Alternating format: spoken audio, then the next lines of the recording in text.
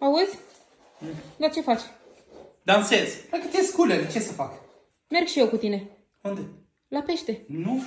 De ce? Lasă-mă în pace, mâine, primul zi, mă duc la pește de primăvara și vreau să stau ca lume. Și merg și eu cu tine. Nu. Mergem împreună. Nu, și tu după 2 ore să zăpăcești pe mine, nu vreau. Vreau să stau 12 ore. Păi și dacă nu prinzi nimic, stăm 2 ore. Da, Dacă să prinzi stăm, ceva, să prindem stăm. suficient cât să ți ajungă și ne întoarcem. Nu trebuie să stai 12 ore. Nu, mulțumesc din suflet. Eu am mâncat ieri ciorba ta sarata, asta supă sarata, pentru vreau să mă duc la pește. Și acum vrei să faci cu mine. Cum adică, nu ți-a plăcut? Nu, n-am plăcut. Dar ieri ai zis că ți-a plăcut. Da, pentru vreau să mă duc la pește.